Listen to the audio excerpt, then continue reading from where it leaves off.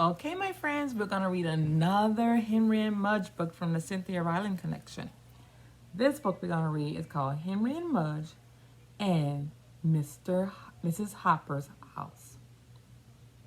Ooh, that looks interesting. I wonder what it's going to be about. This book was written in 2003. And here's our table of contents. There are only 3 chapters in this book. A Sweetheart Dance, Mrs. Hopper, and Costumes. Costumes, I wonder.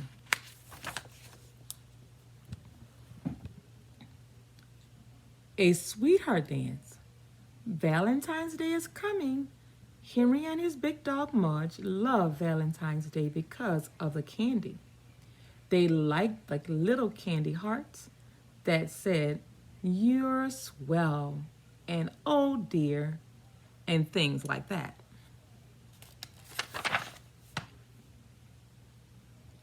Henry read the words and Mudge licked them off. They were a good team. On this Valentine's Day, Henry's father and Henry's mother were going to a sweetheart dance.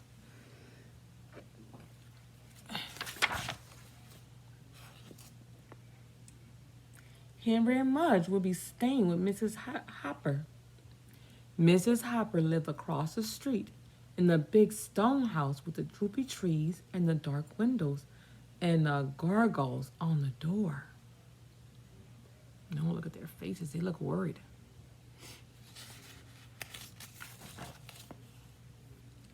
Henry liked Mrs. Hopper, but he did not like her house. "Are you sure Mudge and I can't come to the sweetheart dance?" Henry asked his father. "Only if both of you promise to wear a tuxedo and shiny black shoes and waltz to the blue bamboo," said Henry's father.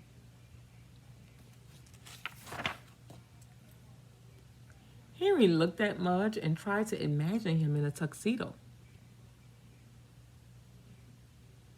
and shiny black shoes waltzing to the blue Danube.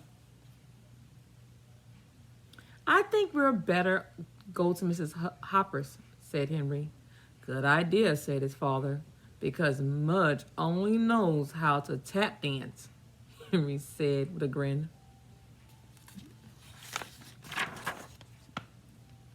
Mrs. Hopper. On Valentine's night, Henry's parents got all dressed up. Henry looked at them. "Wow," he said. "I bet you didn't know I was this handsome," said Henry's dad.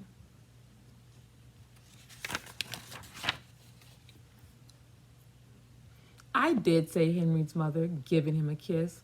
"Aw, too much mushy stuff," Henry said to Mudge.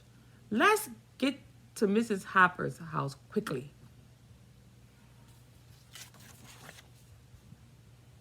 At Mrs. Hopper's house, Mudge licked the gargoyles on the front door. Henry giggled. He didn't scare you, Mudge," Henry said.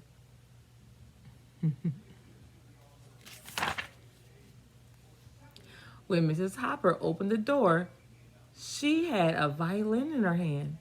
She smiled at Henry and patted Mudge. She said goodbye to Henry's parents, and Henry and Mudge went inside.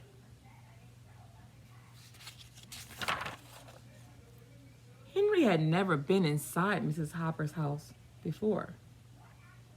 It was like a castle. There were big chandeliers and tall paintings and a grand piano. And lucky for Mudge, cats everywhere.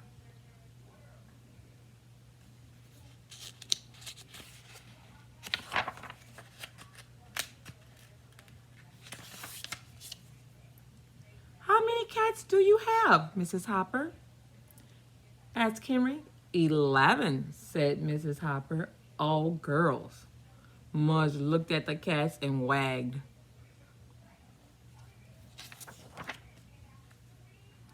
Mudge loved cats, Henry told Mrs. Hopper.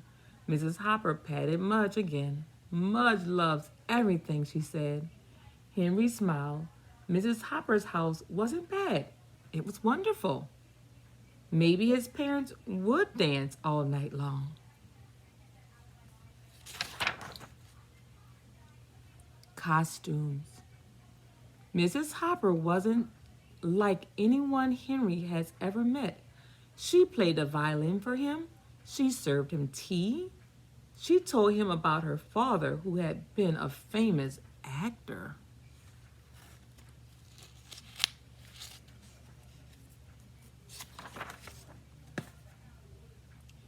She was very kind to Mudge. She cooked him a bowl of oatmeal and gave him his own loaf of French bread. After the tea and music and oatmeal, Mrs. Hopper took them upstairs.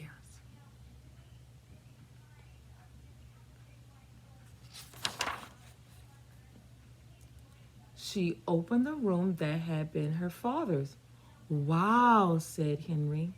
The room was full of costumes.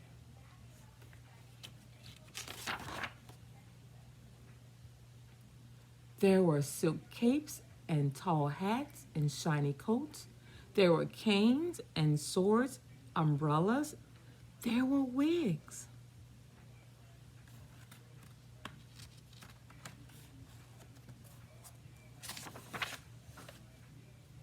Mrs. Hopper put a wig on Mudge. You look like a poodle, Mudge, said Henry. Mudge wagged and wagged and wagged. Henry and Mudge and Mrs. Hopper spent most of the evening in the costume room. They had a wonderful time.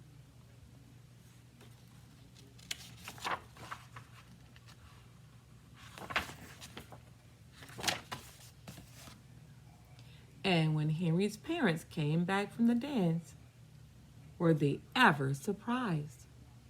Mudge was a poodle and Henry was a man. Henry wore a tuxedo and a hat and shiny black shoes. I bet you didn't know that I was this handsome, Henry told his dad, and everyone laughed and laughed. The end. That was a beautiful book. Remember that Cynthia Rylant has many more that she wrote about Henry and Mudge. Check them out at your local library, or maybe when you guys come back to school next year, you can check them out, okay? Have fun. Mwah.